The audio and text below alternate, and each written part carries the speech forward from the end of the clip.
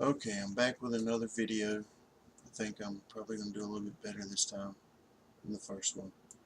Um, but I want to focus now, instead of on passages that people are going to use to argue that Yeshua is God, God is multi-personal. I want to focus on only the Father being God. And then after that, hopefully, to go into all the passages that are argued over by Unitarians and Trinitarians and Benitarians and oneness people and all that stuff. So to start off with, considering that the idea of God and Christianity has become extremely complicated to the point where you can't really understand who God is at all. And people spend a whole lot of time trying to explain the idea of God being more than one person and still being one, and to make sense of that, and don't believe that you can make sense of it no matter what. It's basically a mystery, as most people would say. So we'll leave that idea there. So I'm gonna talk about on a different idea of one.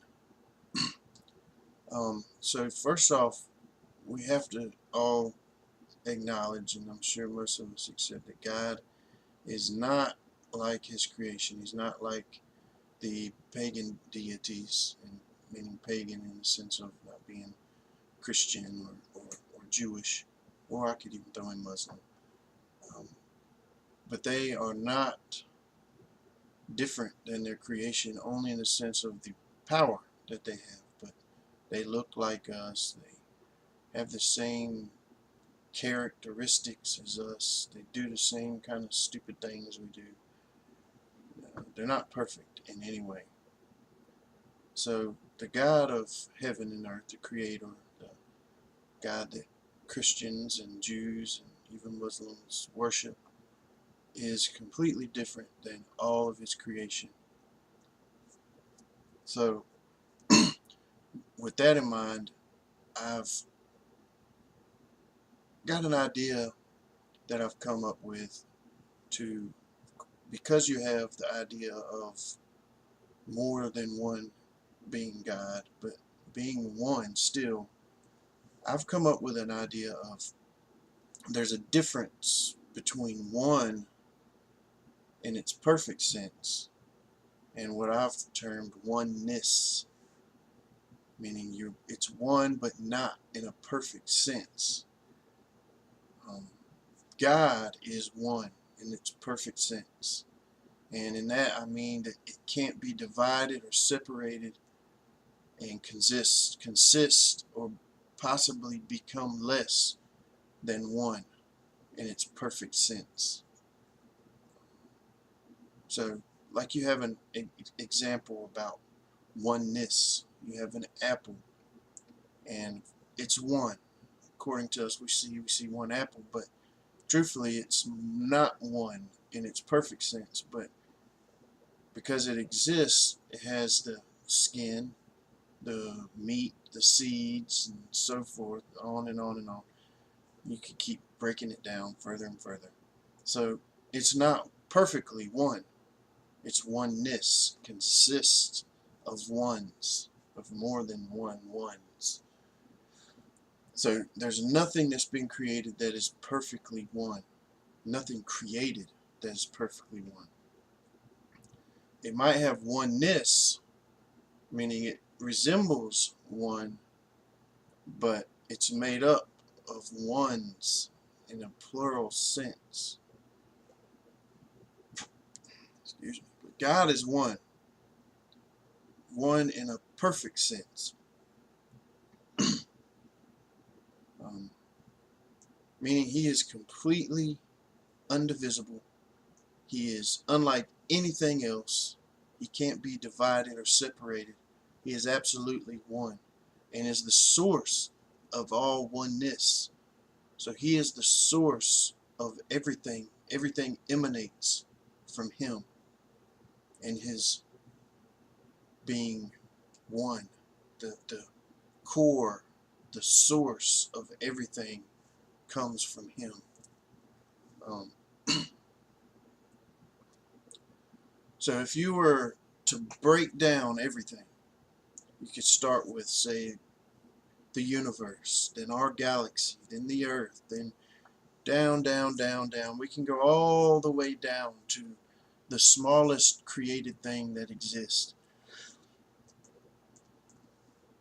And still, you're going to have a oneness until you get to what cannot be divided, which is the source of all of those onennesses, which is God, who is perfectly one and indivisible. And of course, that's pretty difficult to understand, something that can't be divided at all. When we look at creation, it's beyond comprehension to think of something like that in even a philosophical way. But we know that God is one.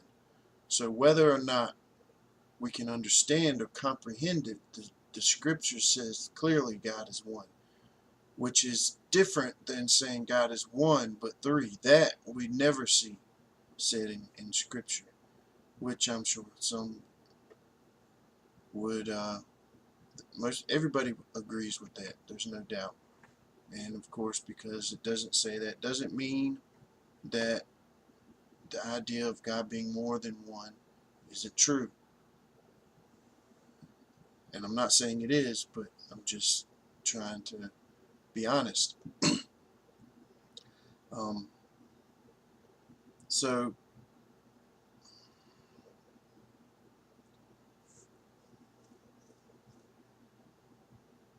if you have a God that can be consist of more than one within one,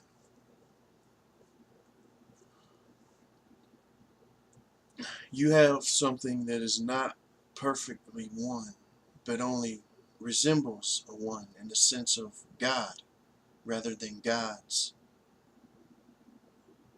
But the truth of it, and what proves this to be true, is the fact that those who claim Jesus, Yeshua, was God and became a man, there's no way that you can say otherwise than that God was divided. He was, part of him was separated from his perfection as God.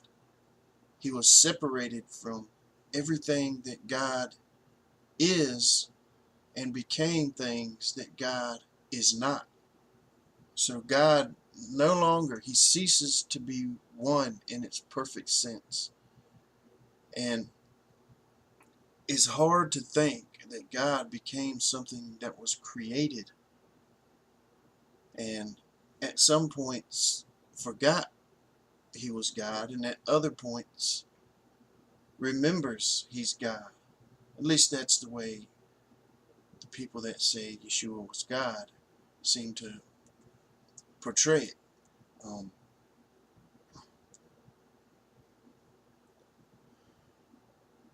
So now you have God isn't speaking as an I or me or mine.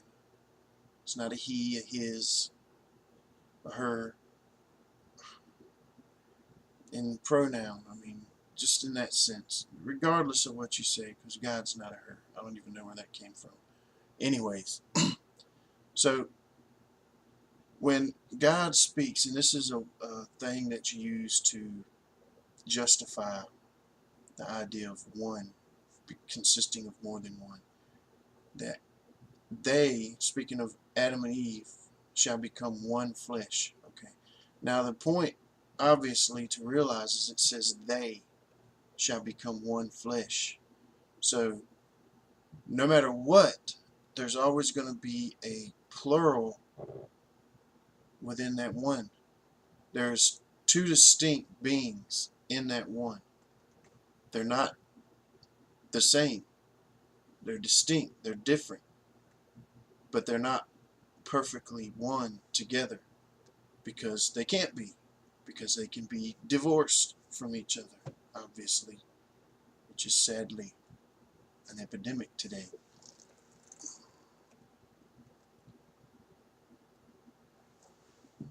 So God becomes a we and a us, if indeed he can be divided into parts. Or however Trinitarian, I've heard it explained in different ways. But regardless of what it is, God cannot be an I if he is multiple persons. And to justify that also is the fact that people use in Genesis where it says, let us create man in our image. And then, so God created man in his image. So they use us and our to show that God is multiple persons, like he's speaking within himself, amongst his God, whatever you would call it. But the problem with that is that in order for that to be true, that would have to be a constant throughout the scriptures when speaking of God. And everybody knows that is not the case. That God, with the exception of maybe 3 times, I believe, always is an I, me, mine, always speaks in a personal, singular pronoun when he's spoken to, spoken of, or when he himself speaks. Never, with as I said, that except for those 3 exceptions, does he speak or seem to speak in a plural sense.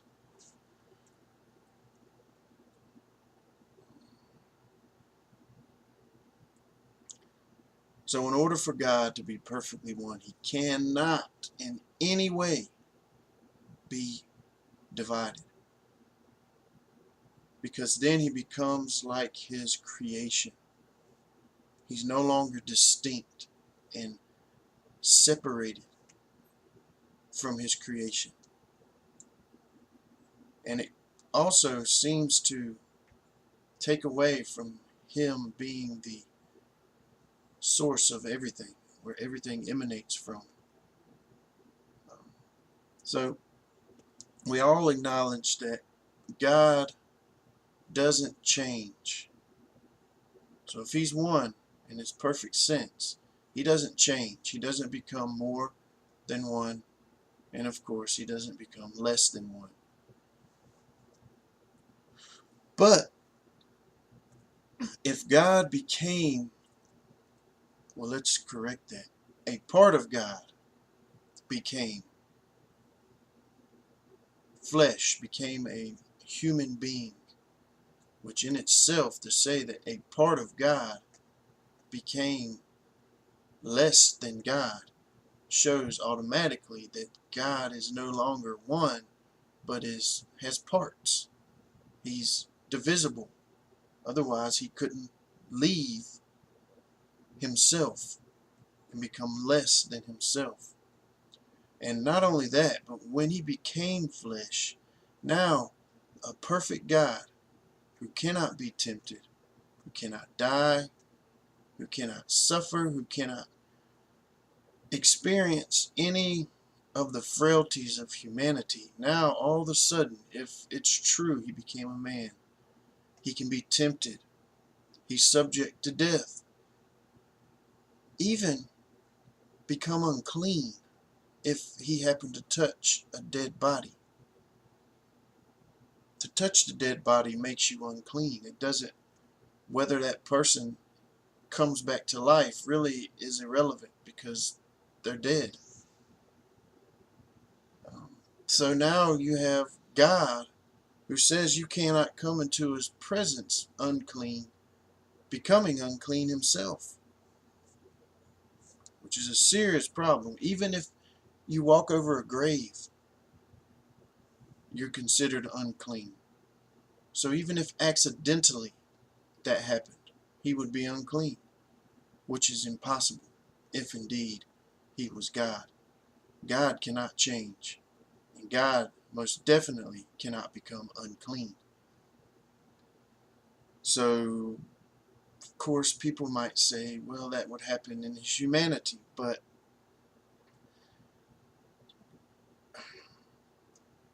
I don't even know how to discuss that. I'm going to leave that alone because it makes no sense to me how he can be God and not be God at the same time. That makes no sense, and I'm going to leave that to someone else to figure out. That's not something I can explain, and I don't know anybody that actually can explain it to make sense of it. That is philosophy in its deepest sense.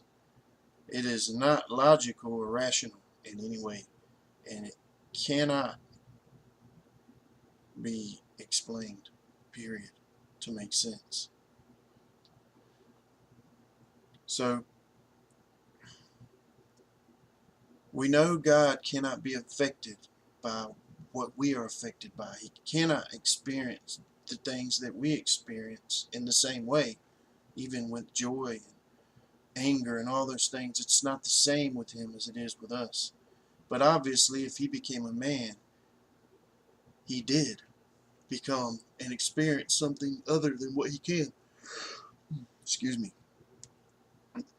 But God is absolutely one, and he cannot become, will not become, and does not become anything different than what he is. He does not change. God is always perfectly one, always has been, always will be. And if he ever became less than that, he is not God any longer. He is less than God.